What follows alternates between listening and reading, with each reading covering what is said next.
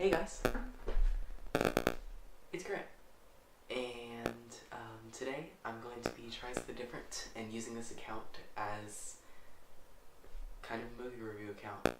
I have been running an account for the past year on Instagram at We All Watch a Lot of Movies, and I have been writing a review for probably about 75% of the movies I've been watching, which is great, but I want to make videos for a long time now.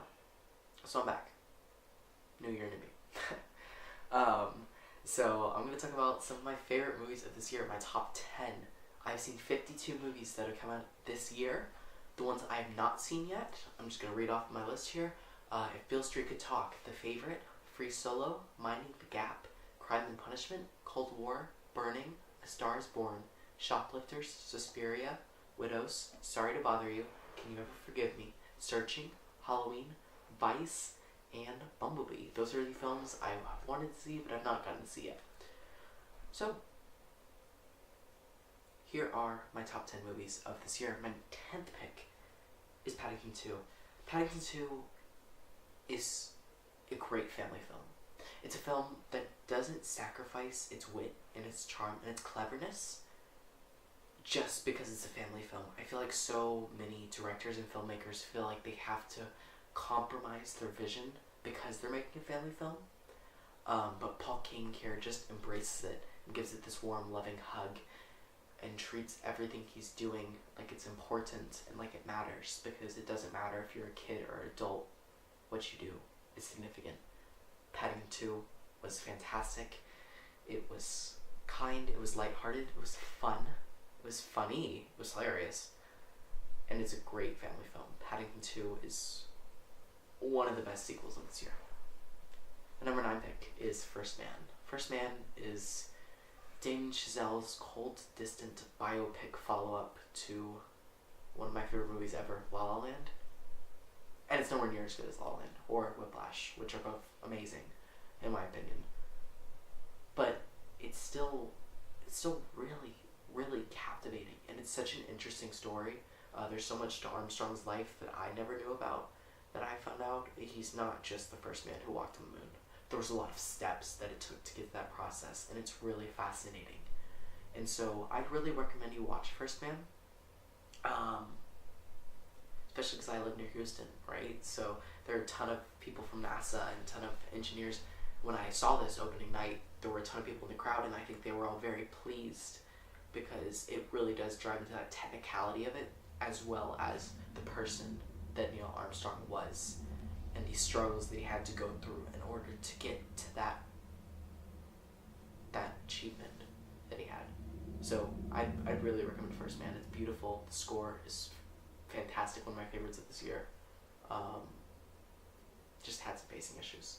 My number 8 pick is Game Night. Game Night is one of the biggest surprises of this year for me. It was hilarious. It was written and directed by the same people who did Horrible Bosses, which I don't care for. But this film was just clever and inventive and always felt like it had to do something. Like it just had a purpose, and it had this just wonderful, consistent, hilarious tone throughout, and it was willing to make fun of itself, but it was also willing to take itself a little bit seriously to pull off some of the things this movie does. This movie keeps you guessing, even though it's hilarious. It's a fun thrill ride. That's kind of great. My number 7 pick is Incredibles 2. This might be the most flawed movie on my list. I walked out of the theater. I've only watched it once. I need to rewatch it because it's probably going to go way down. But the one time I watched it, I mean, it's been 14 years since the first Incredibles came out. Everyone loved it. I love it. It's one of my favorite Pixar films. And so seeing Incredibles 2 just had so much expectation, right? I mean, you just really wanted to revisit these characters, and Brad Bird did an excellent job at that. What I don't like in retrospect about the film is the super weak storyline and the terrible villain. Those are just such obvious twists. They had 14 years to figure that stuff out. The last act of this film, in my opinion, kind of isn't that great.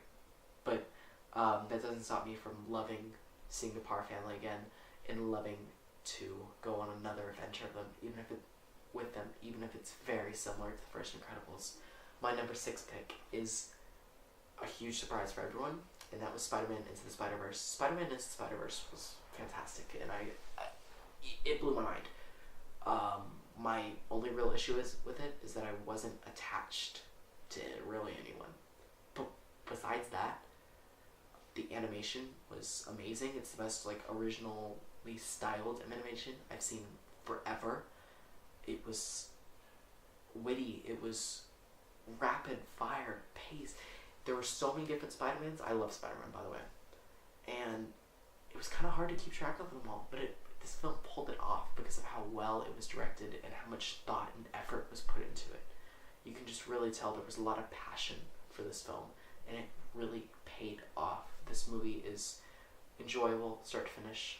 It's just a thrill ride, and I loved it. It's drenched in neon. It's excellent movie. Now we get into my top 5, and 5 through 3 are kind of hard to pick for me. They're pretty close. So don't get mad at me for picking one over the other. My number 5 pick is Morgan Neville's wonderful documentary, Won't You Be My Neighbor? I thought this film was so kind. And it wasn't the kind of kind that you're like, oh, that was sweet. It's the type of inspiration that you get from learning about someone and realizing that someone just has so much significance in so many different people's lives. And that was Mr. Rogers. He was just such a kind person. I mean, you can tell. You see his wife speak about him in this film. You see some of his best friends who were also on the show speak about him in the show. And they all describe him as just accepting, kind, nurturing person for everyone. Kids, adults, teenagers, parents, old people. It doesn't matter. He loved everyone. And I think that unity is really what people need right now. And so I thought this film was excellent.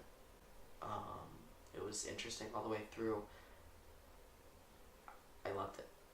My number 4 pick, Wes Anderson's Isle of Dogs. Isle of Dogs was a huge surprise because the trailers looked okay.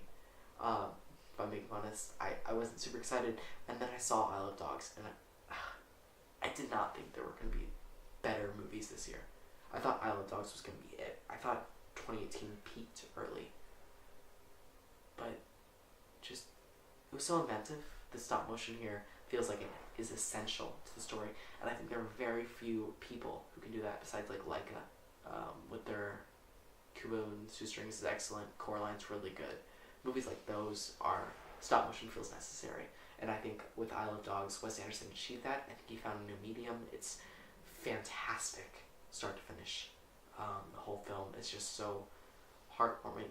And it's this ridiculous, outlandish story, but as Wes Anderson does, he always finds that personal touch and is able to connect it with people. And does that here at the Dogs. This film was great. I recommend it. I recommend all these movies, as you can tell. My number 3 pick was Avengers: Infinity War. It's a film I need to watch again, but it's a film I really loved. I loved how many risks were taken. I loved how the people in this movie felt like people. I'm tired of getting superhero movies where they're just can't do anything wrong because there are some extremely important character decisions in this film. But characters make the wrong decision. They make the dumb decision. I thought that was a ballsy move. I thought that was a smart move by the Russo brothers. I loved the huge cast. Seriously, it's giant. It's remarkable how many people they were able to fit into this movie with it just over 2.5 hour runtime. I can't wait to watch this film again because of how attached I felt to everyone. The Russo brothers knew what they were doing with this movie. It is a huge movie. It is a global phenomenon. It is a box office smash. But I don't think that can stop it from being a truly great superhero film. It's one of my favorites. It's my favorite Marvel movie ever. My number 2 pick, Roma. Oh my gosh.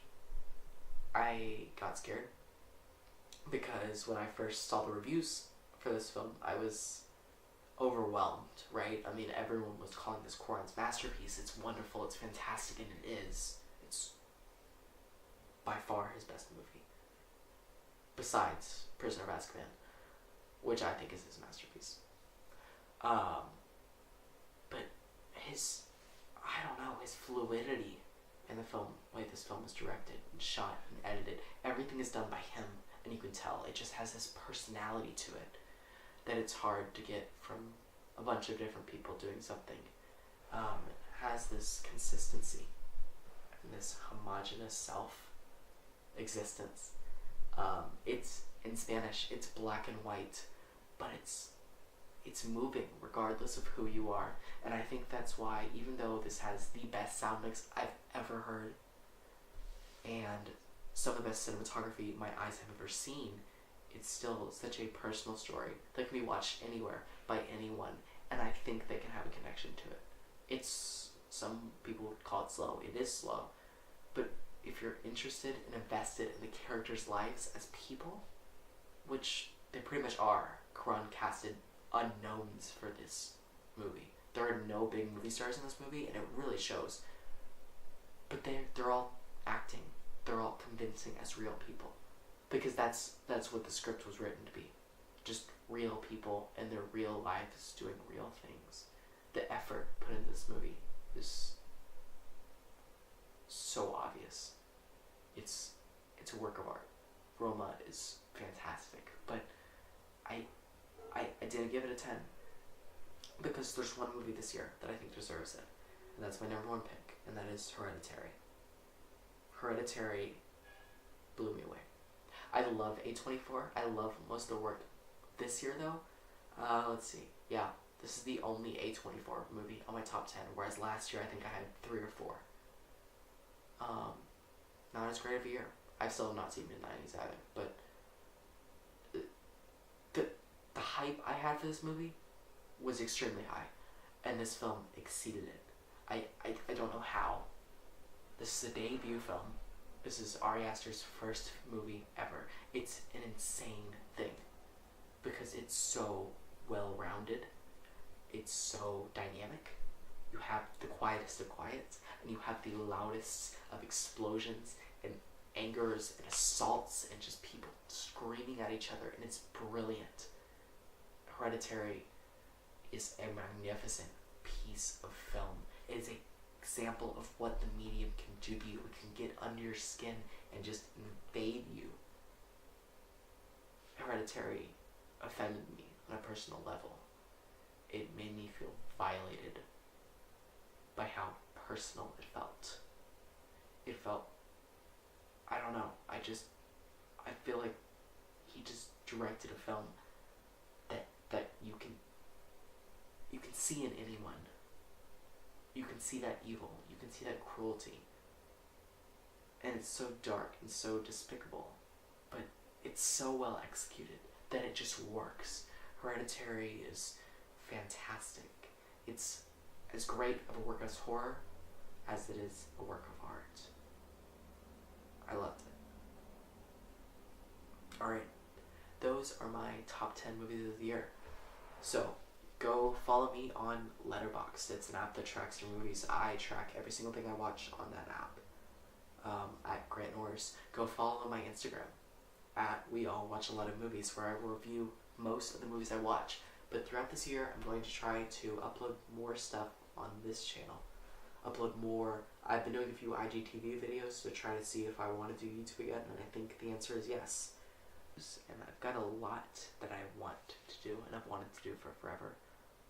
I want to make stuff again. So anyway, thank you guys so much for watching. You guys are the best. I'll talk to you guys later. Peace.